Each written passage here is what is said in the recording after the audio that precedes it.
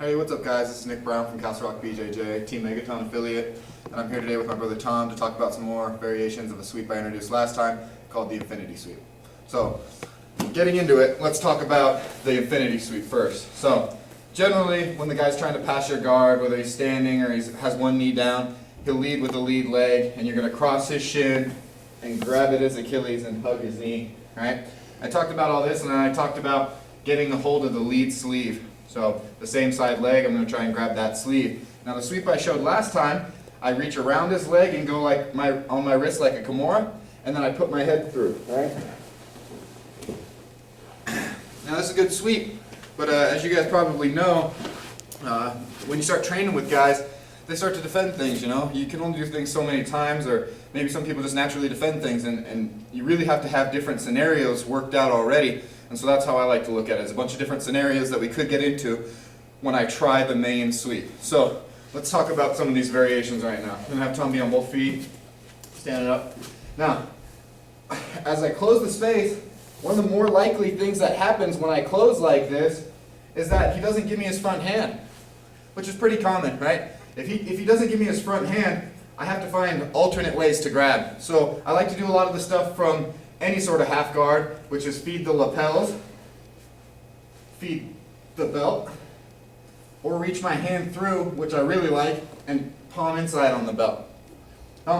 Once I have this, I have a lot of control and ability to start moving him around. So I'll try and make the situation go so that he has to put his hands on the mat. So I'll try and put my feet down and make his hands go to the mat. Now, in this position, there's a lot of different options, one of which being just coming up, making him come down. So, I close, and I get here, and I take something because he's not giving me the hand, and then I go for it, and I lift my leg to make him put his hands on the mat. Now, if I can get up in time, I'm just going to wrestle him through. Grab the far knee, run him down. Now, some of the other things that happen is I'm not able to get the front hand, but because of the way he's grabbing, he gives me his back hand. So I might be able to get his left sleeve, not opposite of his leg. If I can get that, I like it still. What I like to do is feed that sleeve around the leg to the hand, and then go same side on the collar. Up here. Then I push and catch his far leg for like a push sweep, and I follow him down, and I come out.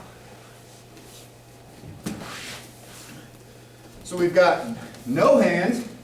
I start to reach and make him go to either get his hand or to get up and wrestle him down. I've got backhand where I get his other sleeve, and I like to feed that, pass it to my hand around his leg, and go up to the collar and far side push sleeve. So, let's talk about the first in more detail. What I really like to do here, if I can't get his lead sleeve, is get a hold of something. Turn this way. There's all different things based in a fight that I could get a hold of. I have to maintain pressure on his Achilles heel though, or he can get his foot out. So I'm always trying to keep this kind of pinch and bite as I'm trying to grab stuff here. Usually it's a lapel. Sometimes if his belt's still neatly tied, it's his belt, and I'll go palm in, and I'll grab with my knuckles facing me. What that does is allow a lot of pull with my strong hand, with my left hand, to use my right hand to start finding stuff, you know. I'm right-handed, so this works really well for me because I'm pretty dexterous at finding different things I need with my right hand, while he can't get away from me. If he pulls away from me with this grip, I mean, I'm pretty stuck to him. So the first thing I like to do, and I kind of think of it like a bailout, when I can't find stuff and he won't give me his front hand and I can't get his back sleeve, I just take him to the mat. Right? As I take him to the mat, I might be able to pick his knee and pinch him down. But sometimes, when I take him to the mat, he just puts his hand on the mat, and I got his hand, and he pops back up, and now I've got his hand, like I wanted all along.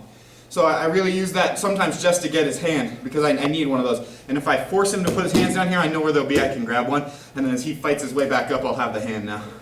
Then I'll go back through the first step.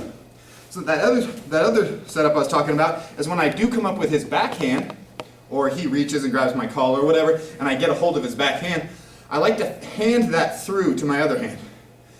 between his legs, you know, like a basketball player dribbles, right between his legs. I control, and I'm still trying to bite on this, and I go to the lapel of the hand I'm holding. And then when I have that, this is okay to come off now. I can put it right on his knee and block as I pull his shoulder to the mat and come up. So one more time.